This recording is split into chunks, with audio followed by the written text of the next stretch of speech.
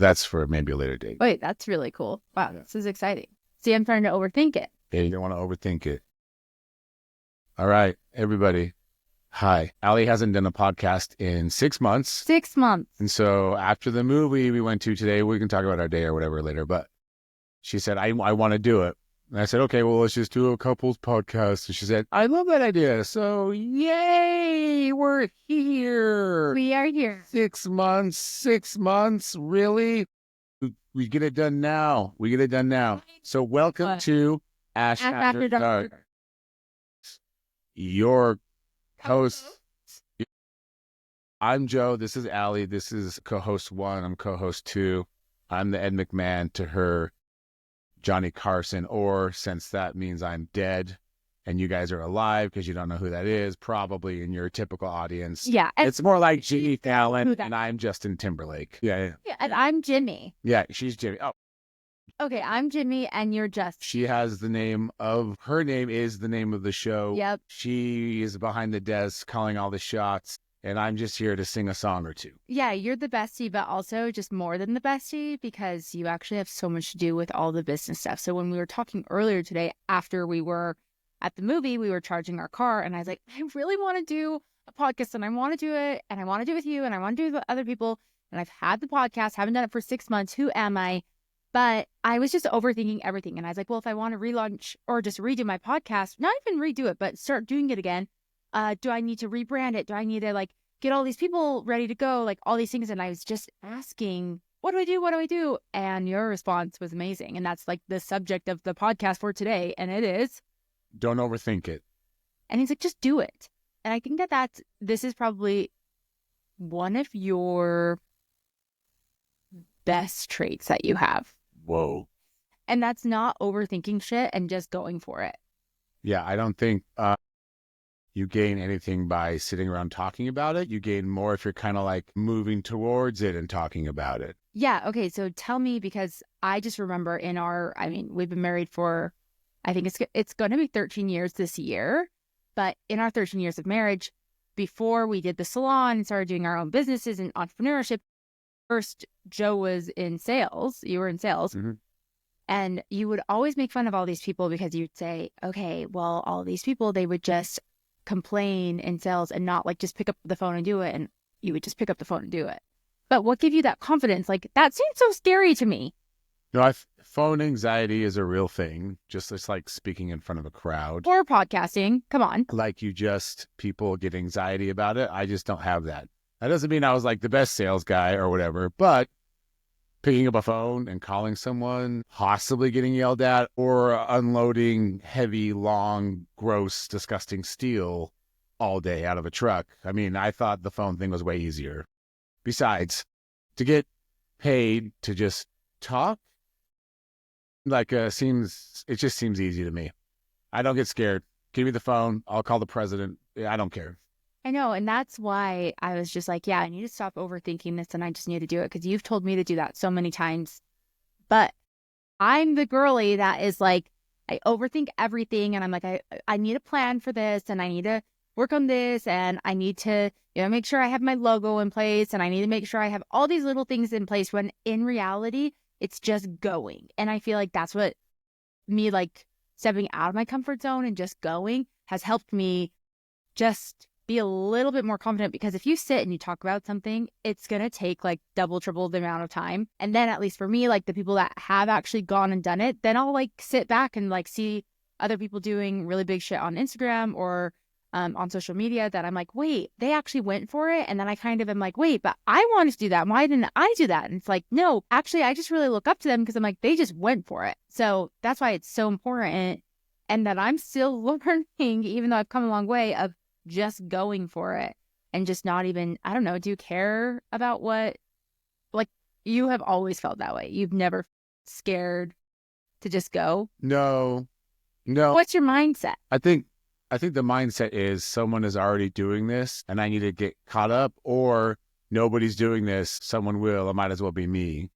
So yeah, I just feel you're going to have to learn it all anyway. So you might as well learn and do at the same time. because everyone will try and say, well, you should do this or you should do that because, well, when I tried it, I did this. And well, that doesn't mean when you try it, it's going to be the same way. So I just think like a podcast, for example, just start talking and throw it up on the internet because it's better to get reps and hours doing it than getting told how to do it reps and hours. And then you still have to one day actually push the record button. Yeah, I think that's so true because I feel like everything that we've done and like even like with our company, it has just been you being like, no, this is so easy. Just here, reach out to this person. Here, talk to this person. Cool. Let's just grab this. Like the possibilities are endless. So I feel like too, like more of that mindset you really could achieve and just kind of do whatever you want to do because at the end of the day, like we're not like these A-list celebrities that like a million people are going to see. So it's just like, what, like, why not? What's the hurt in doing it? No, it's a 24-hour news cycle and it's a 24-second entertainment cycle. Yeah. So if it doesn't go great, who cares? There is conflict though, like because I'm so raw, what can happen and has happened several times, not every time, is then what they wanted is, slapped together and done. And then they go, oh, something completely opposite or somebody. Allie may say, I want something completely opposite, right? After we did all this stuff or some other influences come in, then you think, oh, maybe I didn't want to do that. I actually want to do this. And so the conflict can be ultimately I keep saying they, like you're talking about me. I'm talking about Allie. So like Allie may have changed her mind and I'm already in the middle of this thing that she said she definitely wanted. So I think the give and take is if you can have the attitude of ready to go when we actually know the details of what needs to be got. Yeah.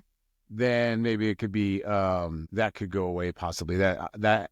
That happens, it works out better, I would say. Yeah, because I will say there are sometimes that I will tell you like, hey, I have this idea or I have this idea, but they could just be ideas. And then next thing I know, like you've completely just like contacted all these people. You're like making it a thing. And I'm like, wait, hold on. That was just like a thought process.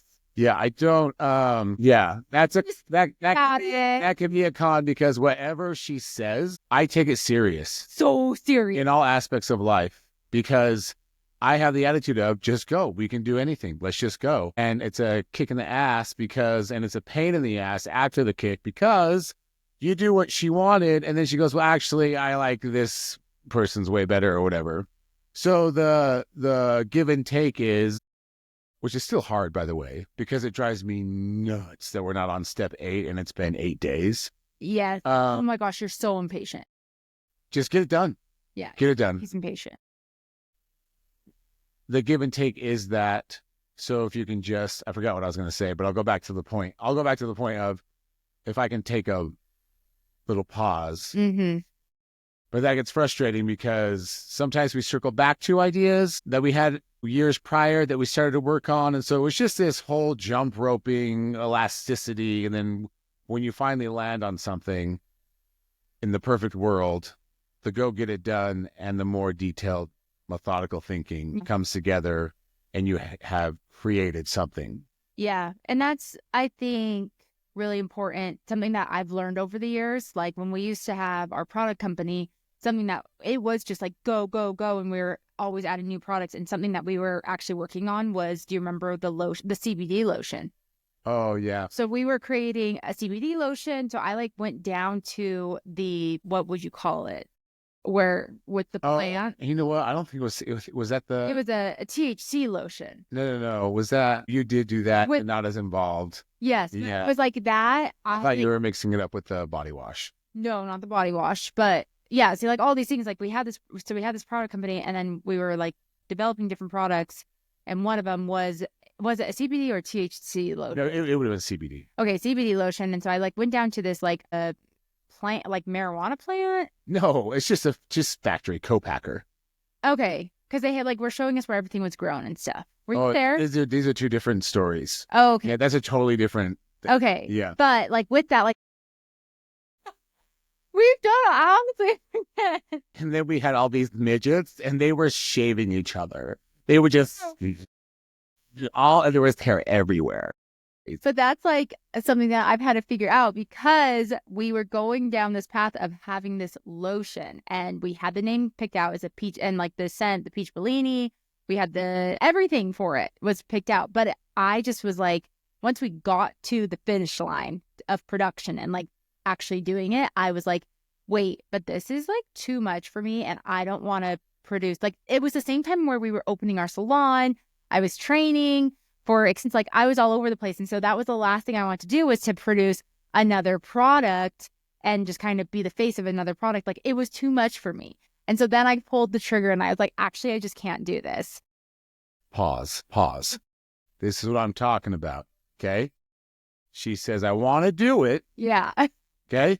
This is key. I want to do this. And not just the words. We have input of what it is. Okay. How much is it going to cost? Blah, blah, on and on and on, right?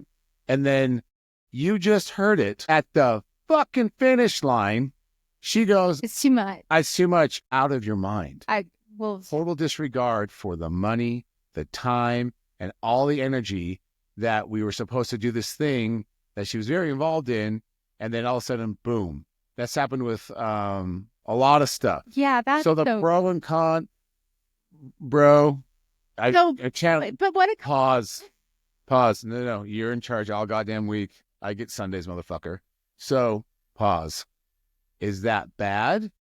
Well, it's tough because you've spent all this time, spent all this money. You have a product, and then to go, oh no, I'm not feeling it.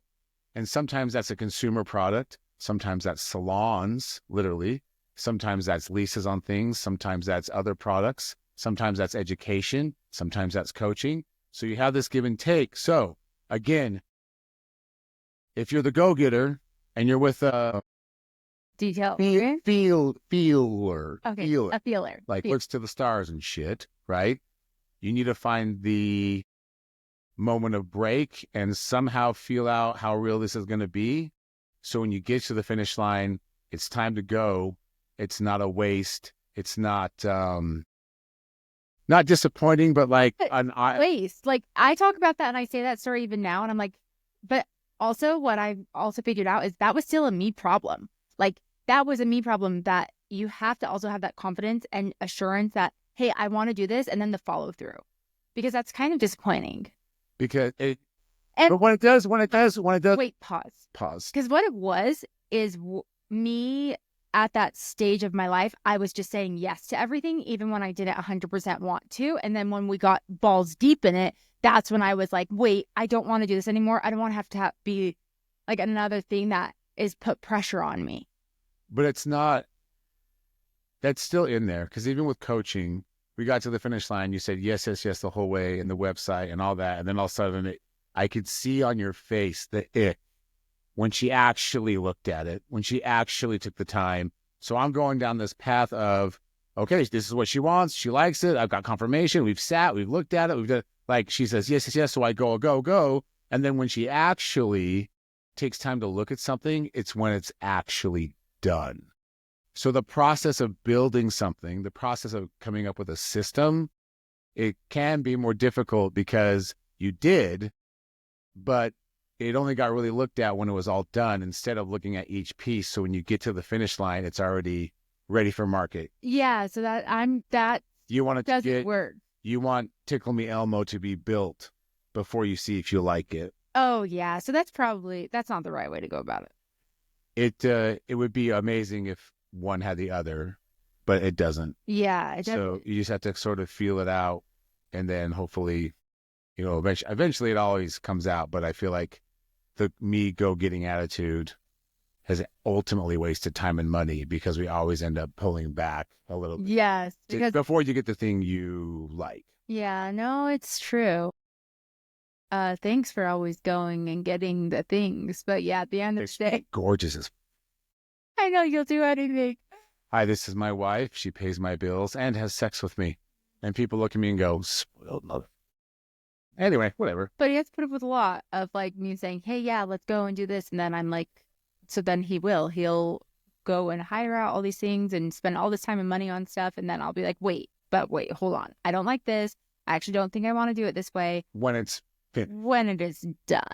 So I think the learning lesson in this is to a little bit of both. Like where I need to work on and what I need to do is like, which I feel like I've done better at this. I mean, okay, I'm this past 24, maybe past Okay. 6 months. Yeah, I think that's Yeah. great. Yeah. No, Yeah. 12 months. We'll take it. The past 6 months, I've 6 been months. much better at like, I will do something as long as I want to do it. And that was, I will tell him my ideas and what I want to do once I figured out this is what I want to do. Because I've now known with all the different reps of me telling Joe ideas, he will then take my ideas, he will stay up all night and he will make it happen. And I'm like, that was an idea of mine. So I've also realized, okay, if it's something that I actually genuinely want, like that's when I'll speak that out. But then also with Joe is with you of like making sure, okay, cool. Is this an idea or is this something you want me to start going? Yeah, yeah. Pump the brakes a bit. Pump the brakes. Just sometimes I want to like talk out my thoughts. I have years on her, so my patience for getting stuff done is it's not patient. And there needs to be some more perspective on my end as well with that. Yeah. Wow. So wait, was that kind of therapy? I mean, maybe. This is what we want it to be. You want it to be therapy? Yeah, this could be therapy. We used to go to therapy, but we don't go to therapy anymore. So this is like our talk therapy. No, after the second round, you're like, oh, I know this is my homework. Oh yeah. Oh that again. Yeah, sure. How about you just shut the fuck up and be honest and love each other and keep moving on? Easier said than done. Yeah, easier said than done, but I mean, I never call anybody to vent ever. It doesn't happen because we're perfect. Who do you call the vet? Who do you think? Simon? Yeah, or Steph? Well, there's no hierarchy, but it's either Sophie, Steph, or Simon. They're all S's. Oh, Like triple S, bitch. Triple S. Yeah. Those are your therapists. Yeah, I would say. Yeah. Do you want to know who I vent to? I mean, I could probably. Yeah, guess. Well, Sophie. Yeah. Yeah. Sometimes Vanessa, and then all of them are. Honestly, it's really probably my client. Client's gonna be. That's actually a deep. Yeah, it's probably that's a lot. less That's a lot. and you know who else is really random, but it ends up happening to be Abby when she's washing my hair. You've been to Abby? All the time. I cry at almost like every blowout appointment I have. Oh. Like every time I get a blowout from Abby, I am venting to her. I'm telling blowout from Abby again. Say that. Blowout from Abby. How much do you tip for that? It's pretty. But I cry almost every blowout I get. Whenever I get my hair washed in salon, I'm crying. I'm telling her some of the deepest stuff because I'll come in on like a Saturday. What's going on? Just like the stuff that I'm going through, I'll literally sit and cry to her while she's washing my hair. Yeah. That's so weird. That poor girl. Tell her stop. If you ever see this or listen to this, you can be like, hey, I love you, but it's too much today. My dress doesn't fit right. My car's out of gas. And I don't know if I like my boyfriend. You know what I mean? I don't need to hear your shit. You can stop. Oh my gosh. No, that's well, obviously I'm so dead. That's honestly, I've been to her when she's washing my hair. That's hilarious. I never would have guessed that. Yeah. I just feel I've had to myself a lot in the car. I'm a self-talker. I guess like, I journal every day. So yeah. But even then I don't even like go too deep because I don't want to upset myself. Oh. It has to be like when I'm like want to go real deep and like vent out something with myself, I have to do it on Saturday or Sunday when I have like an hour to like really go in. Right.